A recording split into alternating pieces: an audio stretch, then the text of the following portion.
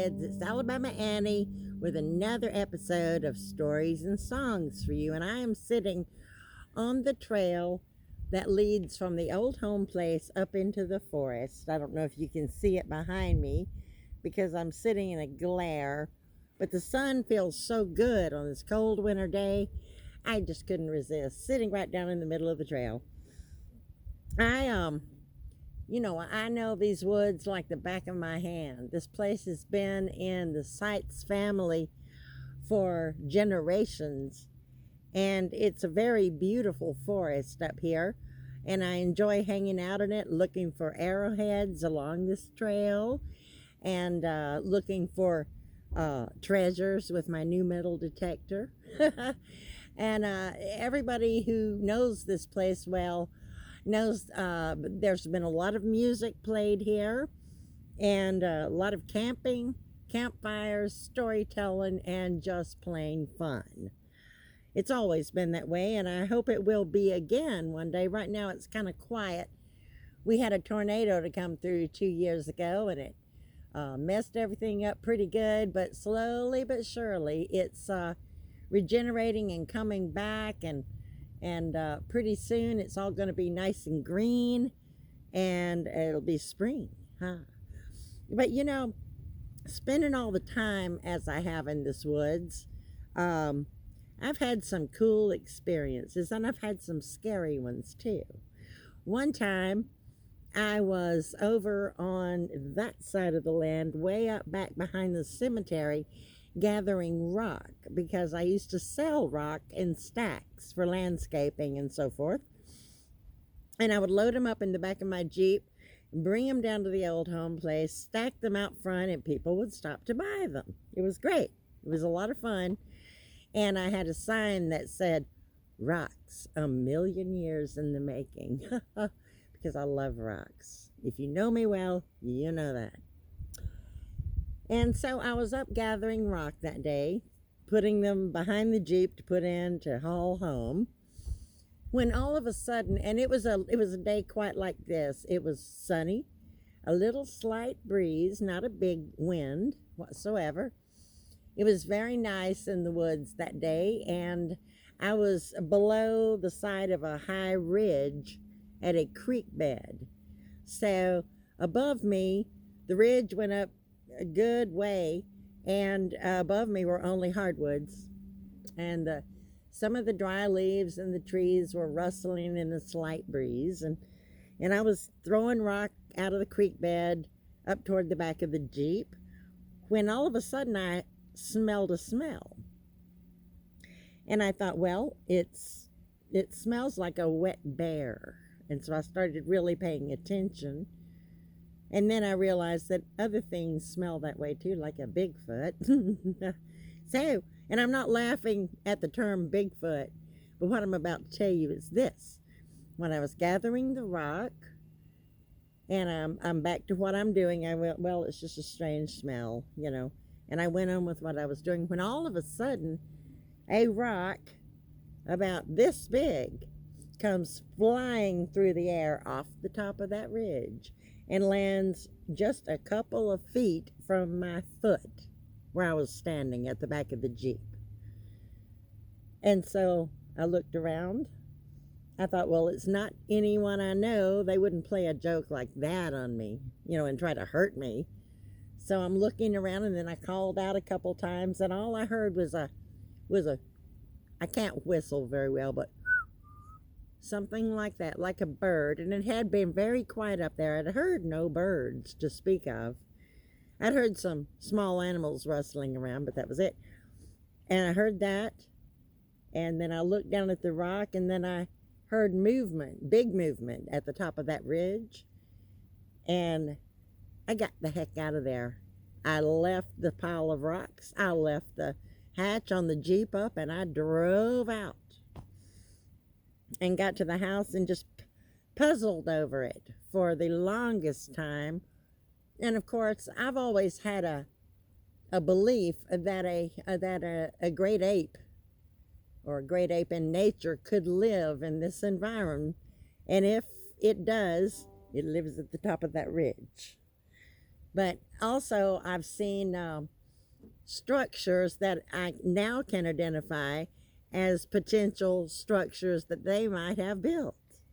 So that makes me think. And, young saplings that are broken off about 10, 12, 14 foot high, like snapped, not by wind, it doesn't appear, but with intent. And so that makes me puzzle. And I never really went back to that area before the tornado, and now you can't get there on foot. You could if you bushwhacked a day and a half. But so that was one of my strange experiences up here. Another was that I was at the old home site, which is about maybe an eighth of a mile up this way behind me.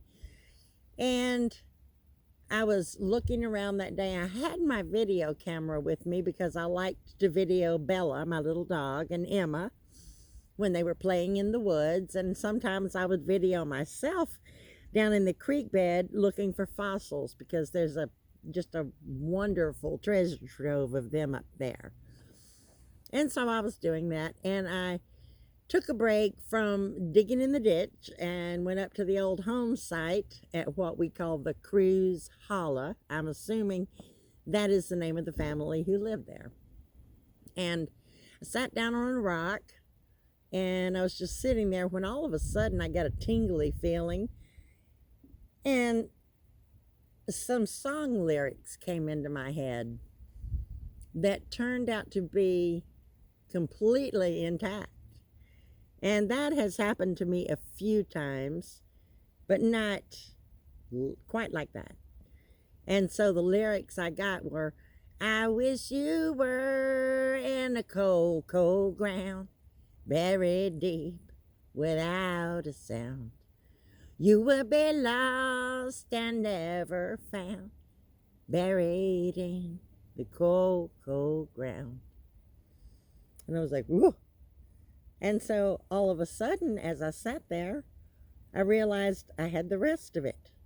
And so I sang that song with no instrumentation onto my video camera. And then I came back and recorded it. In the background was the sound of a shovel digging, which I created, and just a slight tone, one single continual tone, and it's a very eerie thing. It's almost like, if you hear that recording, it's almost like the term keening, which I'm not really sure where that originated. I'm guessing in Appalachia. But that happened to me here. And I've had various other incidents when my roundhouse was still standing, which is that direction, that away, before the tornado came. And the roundhouse was still standing the day after the tornado hit, when the loggers arrived, or a couple days after. And I thought, good, I had gone in there and tried to salvage a few things. The structure itself was intact, and of course there were trees down over the fire pit and everything else. And I thought, good, I can salvage this. But then the following day, those stupid loggers came in with a bulldozer and knocked the 2 trees down behind the roundhouse, which of course fell right on top of it. And that was the end of it. Now I can't even get in there to salvage the beautiful stone, and I've got a K-bar knife and some skillets up there, things I would like to get, and maybe one day I'll be able to. But at any rate, at the roundhouse, one of my best friends and I, Casey Brown, were camping out, and we had a nice campfire that night, and then went into the roundhouse to sleep on the bunks. There were 3 bunks along the walls, and the bottom of the walls were solid board up to, about just above your waist. And above that was openings with screen and curtains to let the summer breeze in when we would be there. And so it was very cold that night, and we were, we both got in our bunks, and we were all settled in, going to sleep. And about an hour and a half into the sleeping excursion, something disturbed me, and I sat up and I look out the screen and I see a man's arm. It was a red plaid shirt with a lantern, like a kerosene lantern, walking quietly around the roundhouse and on up the trail. And I woke Casey up. I said, Casey, get up. Somebody's out here. And so she got up and we watched that light. She couldn't see the guy because by that time he was quite a ways away, but he was moving up the trail. And so all we see is the lantern bobbing along the trail until it disappeared into the trees. Can't explain that one. And then one night before, we had a bus that I bought at auction for just $150. Brought it home, took all the seats out of it, painted it, and made a great little, area to be in at the roundhouse. And so I was living on the bus for a while. I loved it so much. I had everything I needed. I had a water source and power for a light if I needed it, although I didn't use it all that much. And I had been to a Halloween party that night with my dog Jake, who was a rescue by my son and one of his friends. And it turns out Jake was more wolf than dog. He was a beautiful animal with yellow eyes, but he was temperamental. And at any rate, we got back from the Halloween party, and guess what I went as? I was Little Red Riding Hood, and he was the big bad wolf. So I pulled the truck up, and we got out of the truck, and I let him go to the bathroom, and I get on the bus.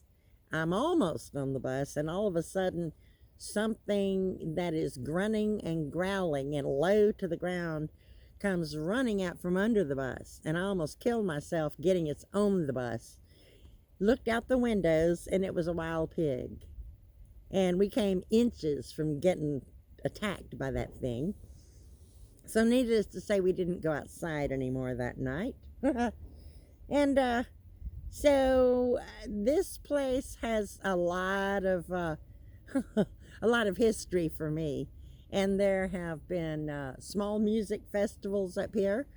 We hosted one in the Roundhouse one summer and had a lot of really cool people to come and play and stay over. And we had a great camping experience.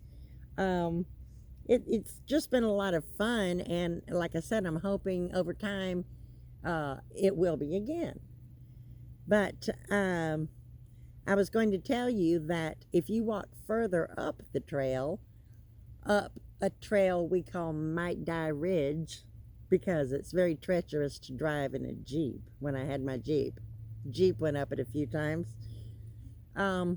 Get to the top of it, and you're in an open meadow with no ambient lighting where you can see a million stars, and that is a cool place. I intend to be going as the weather gets better. And hopefully I'll do some video up there, maybe even play some music. But right now, I am going to do a snippet of a song that I think is appropriate for our little talk today. And it goes something like this.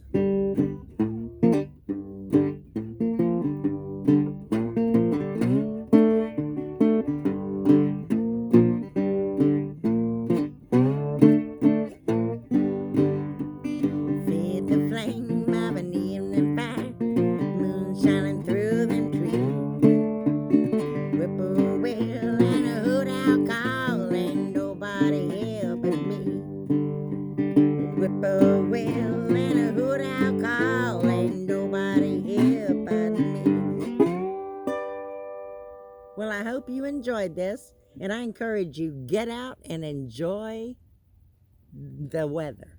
It's great.